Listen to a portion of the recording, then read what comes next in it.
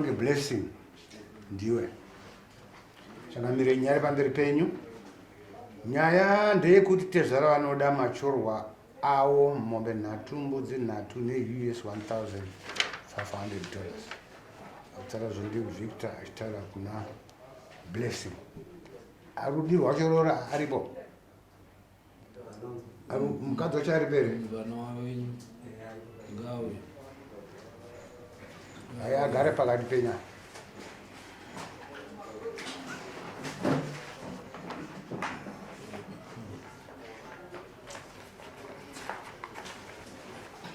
Taura itinzo tezvara. Taura itinzo kuti wakawanana here, wakatizisana here, wanawana here, wakugara wese here.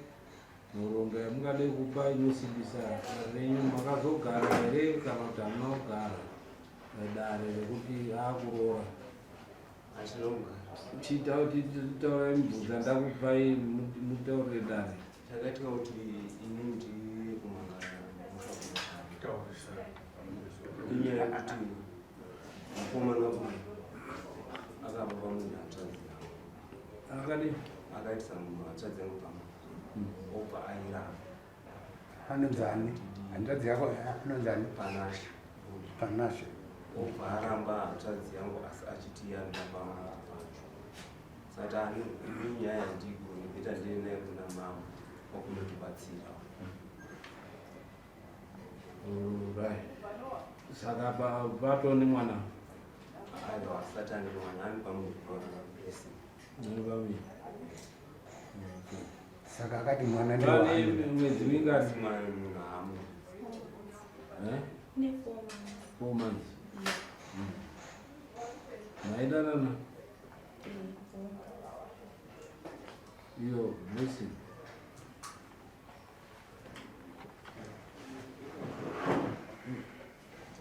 No wabereka, wane wabereka? Wana mkuru. Mama ndawauya apa tini.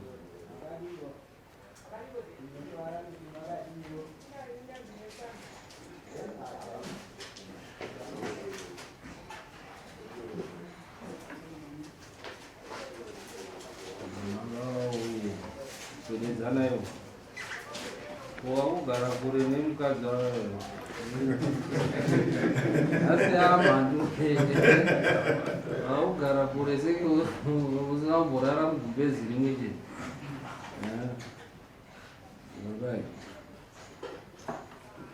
Mai takupinzai munyaya iyi nekuti ndimi mubereki. Unonzani mai zita? Ani? Tuma Camino.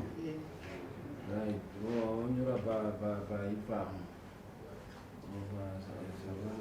Maita wapinza mudare nyaya iyi kuita kuti vanga vachiona kuti zvinotaurwa nedare zvigadziriswa. Nekuti vazhinji vacho vana mai ndo vanorambanisa vana zvakare. Kuti handidi muroora uyu, zvinoda uyu. Vanochuzira vana. Right, titaure Blessing kuti hanzi wakandipa pamiri ende wandipa pamiri hauchandide. Pane 4 months. Asi mwana unomuda. Chekutanga nda kutaura kuti pamwiri panogona pari panoswera asi ndechekuti mwana pakatiziswa kumba kwedu takamugamuchirawo semunhu anganzi atiziswa kumba kwedu asi chikunze chekuti pangatagara tisi anga asasatedzere mutemo yekumba sezvo anganzi ndiwe kumba kwedu. Pekutanga aimbobuda achimbotaura kuti ari kuenda kwakati asi zvakazoguma akutombobuda asati aura dzimwe dzenguva aimbotaura kuti ari kuenda kumba kwavo, asi wekumba kwavo wacho waitaura kuti aingouyawo zvimaminisi obva aenda tisina kuti aende. Saka inini wacho semunhu anga ane rudo rwekuchengeta unongozokomana kukura kunenge kuchichengeta. Saka handizozivi kuti aibuda achiende uyezve aita nezvei. Saka pane umwe munhu wapo wakamudziye utsenga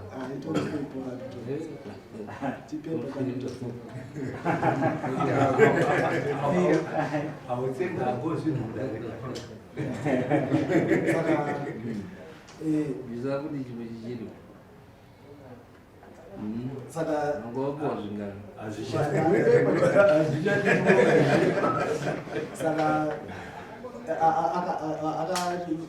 akazononoka kuzoya kumba rimweteni kubva abva kwageti vakanzi dzokera chi kwaunga ubva wauya nevanhu vakuru vachitsigira kuti wanga uri.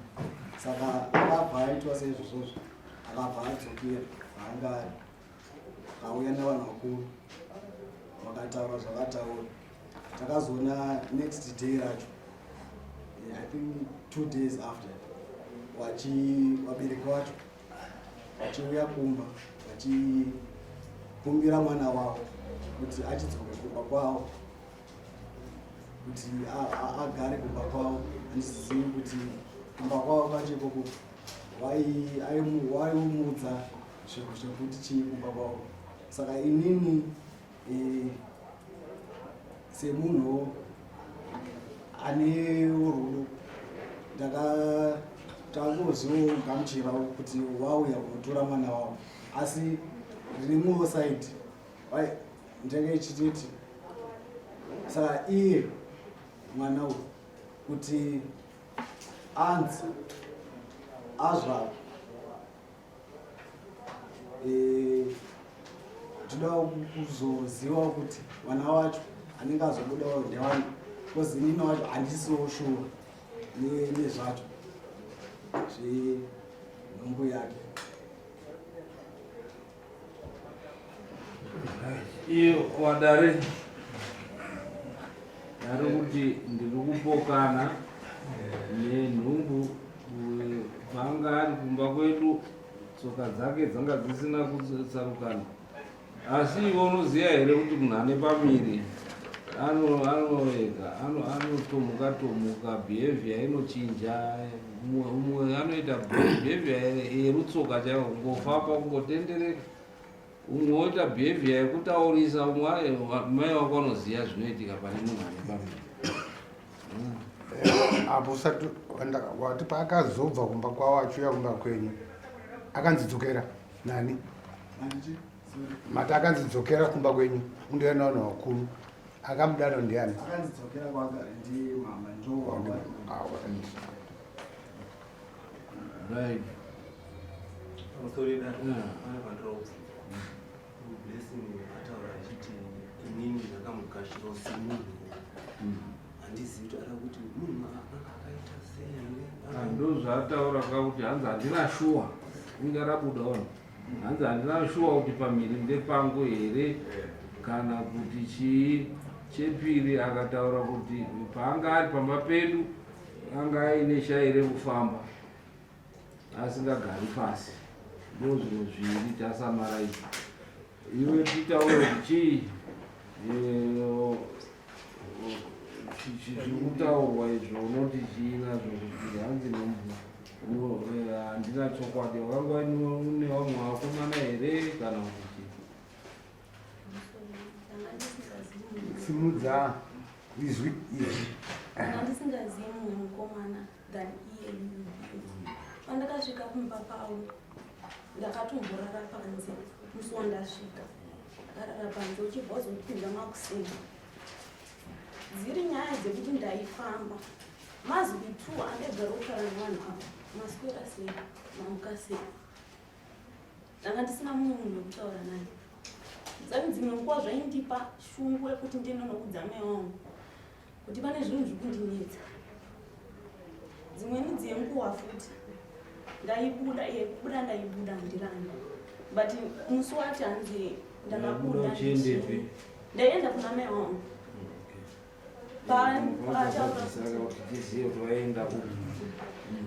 Paataura achiti hanzi ndakazovharirwa gedhi, ende zvechokwadi ndakavharirwa gedhi. Musi wacho ndairwarawo ndichibva ndinonotaurira mai wangu kuti mama kunoku ndarwara, ndaita zvekuspenda the whole day ndiri ikoko semunhu airwara, semunhu aipekwa namai wangu.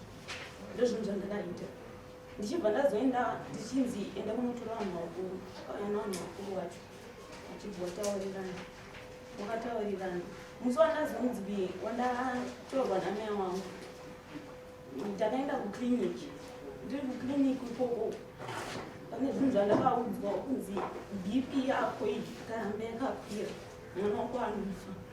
Saka zvakandibata munhu ndichibva ndafamba kuenda kumba ndichinodza mai wangu kuti ndizvo zvandaudzwa. Okay. Tangamire vanhu vechikomanazo vari kunyanya kuita kana tototi varume vese vanogona kuchiva munhu wotodanana zvakanyanya asati ati ndaita pamiri. Paanongoti bedzi ndaita pamiri zvabva zvatanga, wakuda kutanga tunyaya, wakupinza nana mai, wana mai waya wamwe wanobva wadairirawo zvinhu zviri kutaurwa nemwana wavo, vari mwana mai vari kuziva kuti mwana wavo ane mhosva yekutora mwana wemumwe munhu asina kuroora. Isu tinotaura kuti vanhu kana vachidanana mukanga maakuda zvokugara mese pabonde, rooranai. Kana usina kuroora vamwe vamukumbira kuna ani ndoda kurara nemwana, handiti mhosva iyoyo kare. Saka ndiri kuona kuti zviri kungoitika kune zvikurukuru vana vakomana vazhinji vacho. Akangoti musikana akangoti bedzi ndaane pamiri yatotanga, mukomana haachari. Ende zvinodzoka kuti zvinouya kune vabereki. Vabereki vanotarisira kuti mwana azenge achitora mukadzi ari pamusoro-soro. Havatarisiri kuti atore mukadzi achiri kuti atange musha wari wairi. Saka ma-expectations evabereki nezviri kuitwa nemwana zvinenge zvisina kufanana. Saka mwana akangouya kumusha kumba kwamai atizira ipapo haana rugare namai. Hanzi taingotaura mashoko mairi mangwanani marara sei zvabva zvapera. Zvabva zvapera. Hapana kusekererana, hapana chii. Zvinhu izvozvo ndo zviri kudii, zviri kuitika. Saka mai mune zvekutaura nemuroora wasimuka. Pamusoro ndinisisi wakanasho yakagara ndindakapfekedza kanasho kuenda kune murume wake, tikasvika tikapinda mumba kwemurume tikatambirwa, tikasvika tikati tisitauyawo nemunhu wenyu ushu. Zvikanzi mauya nemunhu wenyu uku, tikataunzwa nemukadzi wani wabhi. Zvikanzi mirai bhi wachauya. Takasvika bhi asipo, anga ari kubasa. Bhi bvaafonerwa bvaauya. Zvakanzi munhu unomuziva here? Zvakanzi hongu ndinomuziva. Ane pamwiri pako here? Anapo, asi inini handidani, handidi mukadzi. Ndinoda chii? Ndinoda mari. Katinogoti haudi mukadzi sei? Ko mwana ozodini? Tinozopa dini? Zvakanzi aiwa bhi atone musikana wake kudhara. Ndibhi nditete wakataura. Bhi atone musikana wake kudhara. Uyu haasi musikana wake, haasi weklasi yake. Ndakati pano ndo pandiri kumusiya uyu. Wozi ndiye ndinoziva kuti ndechii? Mudzimai wake. Inini ndirichazosara zvamunosara kuchita sei? Muchipedzerana. Inini ndata sei ndaenda. Asi pandakasiya munin'ina wangu uyu, handakasiya ndingoti ndangomusiyawo. Asi papasina pakuita sei? Pakuwirirana. Uyu anga asingatauri murume wedu. Wainyanya kutaura tete. Ndakati inini handina chandinotaura because inini ndiri mudiki. Ndatege ndudze munhu upi kumusha kwake. Pandatoenda makuseni patanenda kuna makunere ndati mama ndasiya chii? Ndasiya munhu apa tindangomusiya situation yacho inoita sei? Haina kumira musha. inini vandadzokerawo kweduwo kumaara kwandinogara makuseri vandati dhu igendimuke 6 ichibva kumaara ichida kumavhidhi vandasvika mainini ko zvakazofamba sei uyu ndakamona ari kunze kwegeti akarara pamusoro pemabhegi pake akazvifukiza nezichari kati komainini panotooneka kuti uyu zvari panze akadzoswa neapo manhero ndichimbobuda iyo bhotero akati koko ndokwaari kuzodzokera ada kuenda kupi nemimba yake mene unofanira ukazonyaro kunze kwakwachinawo wazovhurawo gedi mubadzokera mukati uyu bvazodzoswa futi ndopakanike pakasvitsa ndekuichichi hachana kuziva kozi neindiri kubasa nguva zhinji vanzi ngadzokera munyaya yekufamba-famba nainani panashe mamuri kupinda ndiri kumba asi kwandiri kugara kusiya kwamakangwendiita sisi hakuna kumbochinja ndingoradzikwa mudhaini murume anorara kwake ini ndinorara kwangu pamakangosiya ndine bhegi rangu padhaini imomo ndomandita sei ndomandiri saka ndinoita sei akati shinga munin'ina ndo zvinoita dzimba asi munin'ina wangu akatadza kushinga nekuti nyaya yekuti aingoradzikwa mudhaini murume achinzi kwake uyu kwake saka zvinhu zvinenge zvakaoma sikana kuti kana iwo warohwa ndonofanira kupindawo kumba uchisanganawo nemurume wako muchifarawo muchidinyo asi papasina kana bonde kana pasina kana chii kana wakaita bondera wakangoitira outside ndoko wakangoitira kunze uku kwekuzongoendawo yanyimba saka hapana kokuti wakambosangana wakangoramba wakangogara kuti ukwake ukwake saka ndinofotawo zvakanaka saka chui kondikatako ndikandoudzawo vanhu vekumba kweduwo kuti ndo nyaya iripo ndo nyaya yakamira kudaro ndindakaperekedza panashi ndichimuendesa kumba musha kwemurume wake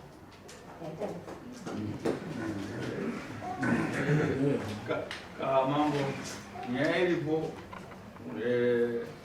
hungu kunyange yakaoma uyu akaenda kumurume wake uyu ndiye mukadzi wake zvinotaurwana namai nanatete zvose zvinonga zvisina basa kuti waona kutoti uya saka zvaakazodzoserwa kumba aona kutoti mangwana handina kutaura naye zvanga zvakaoma ichokwadi mai kazhinji ndo vanofanirwa kuumbiridza mwana kana muroora kana ari mwana muduku motogadziridza ndimi kuti watouya wochitoshinga sezvekutaurwa nasisi wacho asi mamiriro azvakaita papfuma zvinotokodzera yakutondosvika kupfuma izvi zvinofanirwa kunge zvichibviswa kuti satezvara watoti tauda pfuma here nazvose mukaita staira dzipi mamiriro azvakaita ndopazviri blessing unemumwe musikana wanotarisira kuroora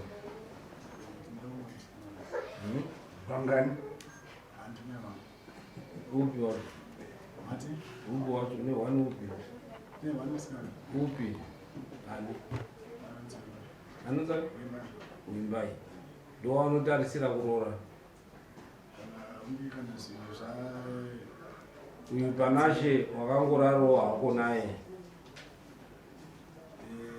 maifunga kuti zvinoita sei pawaita bonde naye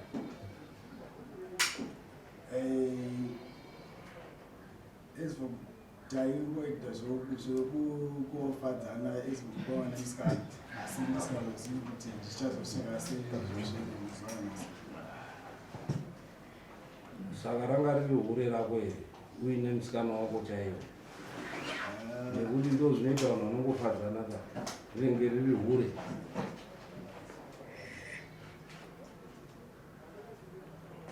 kuti riri hure yatika asi tite kana uri kuti harisi hure kangubva musikana wako zvimukadzi wako because hana uimbaika zvinogona pamwe ndimurori asi kuzogarisana kwedu pamwe togona kuzonetsa because before tatakamborambana saka takazorambana ndo pakazoudzwa kubva kwedu saka kuti trustworthy yake ndimugamuchire kuti wakamuramba nenhumbu akasati saka nhumbu yakazoita sei marambana vakazodzokorerana akazoti inini ndakazongomubvumidza asi ipo hatina zomboya tazomborara tese saka uriti nhumbu yacho 4 months manga matorambana hauna kurara naye pa4 months takatorambana ka ko nhumbu ikazoonekwa iri yako ivo uchiramba nhasi mudare kana nhombe yakazobuda iri yangu tinozoitawo zvikwanisiro. Zozoita sei iyo urikuta kuti hamina kurara unozoita imwe dhauti yekuti ingange iri yangu sei iwe usina kumborara naye pa4 months? Ipapapo ndogunotadza hangu papindiro zvakakwana, asi iye mutauri waaiti nhombo yakabata before kana kuti after inini ndayoramba naye ozi it's been 4 to 5 months taramba. Ingagoti before after marambana iye after inogozita sei? Nhombo yakazobata inini isu takara zveona na end December. Saka iye mutauro wari kuti ari kuti nhombo yakazobata February. Saka ini handizozivi kuti how come kuti iye ari kuti yakabata February. Makapedza kurara muna December mese nhumbu ikazobatwa February unoti chii?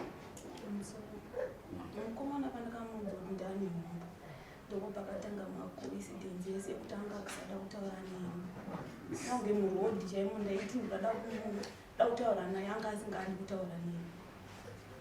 Ndatomudza kare kuti ndaane nhumbu. Mbakawanda kainonogara 2 months. Akutaura kuti akakuudza iwe muri kutodanana kuti ndaane nhumbu, paakangokuudza ndopa wakabva wakakakujamuka. Ipapo tatorambana kare marara mese wadza kuti nhombo yake ine 4 months, kumba kwenyu akagara 2 months, akaya kumba kwenyu nhombo ine 2 months, natichi akayazogara kumba kwenyu nhombo ine 2 months. akazosvika kumba kwedu nhombo yakutosvikawo is 1 month ozivita kunoku ndo yazosvika 4 months this month nhombo haimbogari yazivikanwa musiro inobata chaiwo chaiwo newe, kana iye futi pamanototadza futi kuziva kuti ndai pazvataita izvi ndaitadza iwo kuti uzotaurwa mundani pamiri ungo yaanyatsozivisisa zvedi pamwe anenge atopotsa mwedzi kana mwedzi miviri wotanga uyaziva kuti ndari zvashata. Saka iwo usatiitire kuti unobva wan'anga yekuziva uye chimwe chinhu chakamirira uyo akagara nemwana wake asina kumbokumbira kana kuna baba wake kuna vabereki wake. Saka chake ndechekuroora musikana waakaipisa kuroora kumanikidzwa hatimanikidzwa kutiroora naye, but tetoda kuona kuti right nhumbu sekutaura kwaari kuita kuti iye ari kutaura kuti ini ndakapedza kurara naye December, nhumbu ngemuna February. Hazvi mazuva anofamba nhumbu kwatosara 5 months. Saka tinodismisa dare iri tomira mwana wodi ozozvarwa. Kana azvarwa mwana oita ma-DNA test nenhau yekuti aramba anenge akupuhwa mutongo wakasimba nekuti aramba zvinhu zvaanodii anyepera dare. 1 anenge akuripira dare raanyepera. 2 ozopuhwa manje ma-damages anokodzera dzinove mombe 3 dzema-damages. Dare oripa mombe imwe chete yekunyepa. Asiwo zvakare iwewe kana uri kunyepa kuti nhumbu ngeyake, imimi wana baba wacho munotora nekuti maamuchadobhadharirwa zvinhu zvisiri zvaasina kudii kunge akakanganisa. Munozenge maakuripira mhuri iyi. nekuti toda vanhu vanotaura chokwadi mudare, so that kana riri ropa ravo vachengete ropa ravo vachizviziva kuti iropa renu. Saka tiri kudhisimisa nyaya iyi pari zvino izvi. Mwana azvarwa mouya kudare, toenda tokupai tsamba mundoitwa ma-DNA test anopruvha kuti mwana chokwadi ndewake.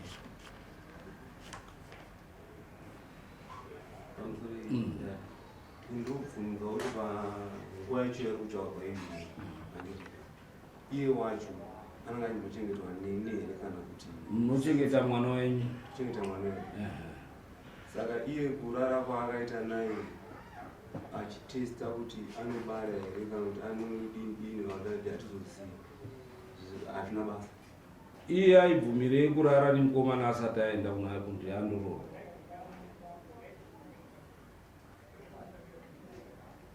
ane dhoo rechinhu chacho ndiani? Ndiye aibvumirei. Saka amatambudziko anokuendesa kuvabereki, nekuti tine vanhu vanouya vachiklema kuti nhumbu ndeye murume uyu. At the end of the day anenge asiri murume iye.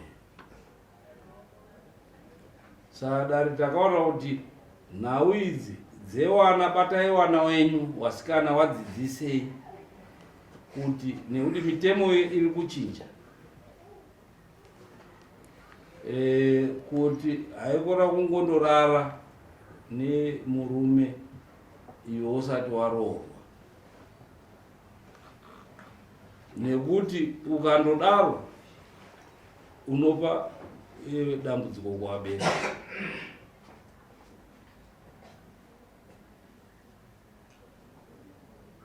Saka sekutaura kwandaita, taakudhisimisa dare, harina kupera.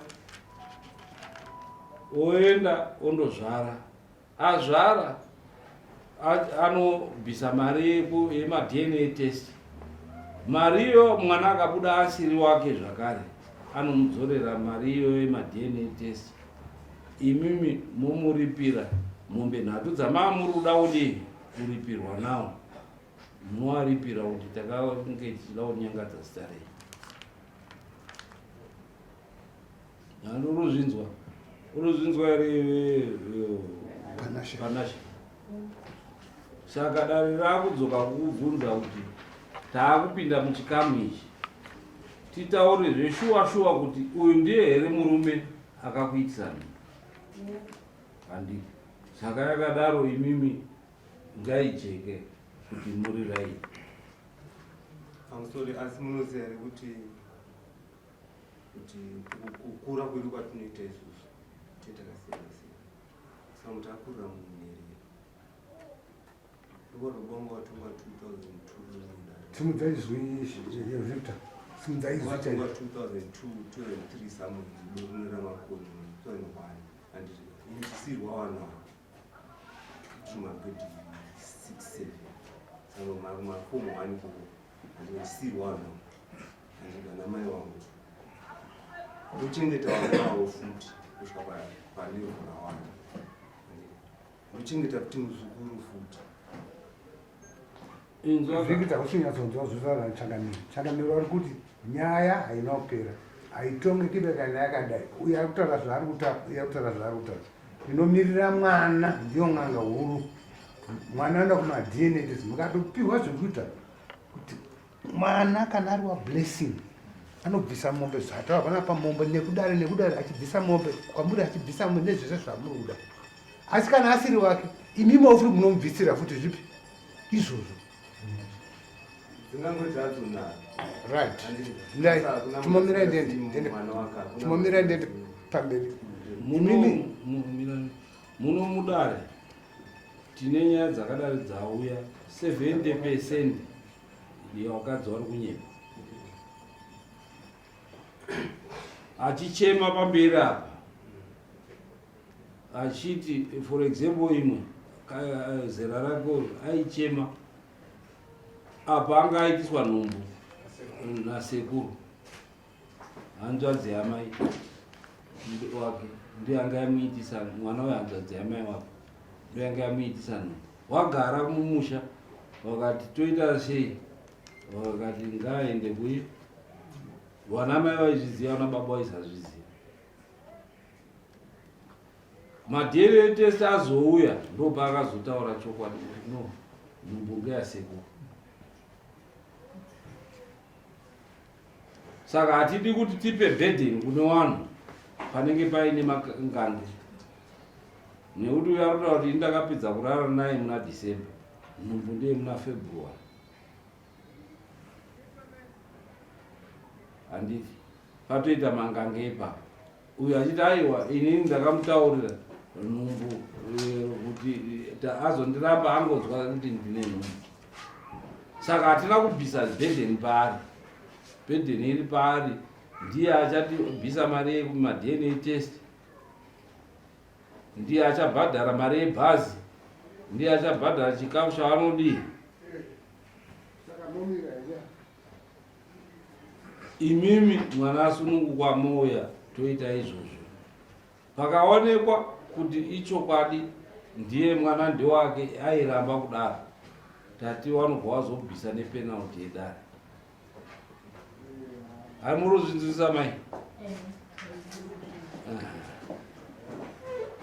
Ende pakaonekwa kuti nhumbu ndeyake anobva abvisa mombe 3 dzemadamages. Haarori nekuti tikamanikidza kuti enda unorora, asi isitoziva kuti mwoyo wemunhu uri papfuma yake.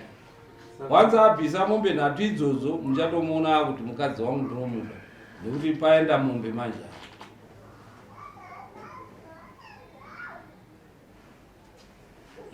Pitaurai. Saka unoti uri ari bhadhara. Kuti akarara kane uzo. Mwana wedu uri. Zvinhu zviviri hamuna kumhan'ara kuti maona mwana wenyakarara neuyu. Dai iriyo yamakamhan'ara mabonga vari kutonga yeseduction. Nyaya yamakamhan'ara ndeye munhu akamitisa mwana wenyu kuti agare naye semudzimai wake madamages ake.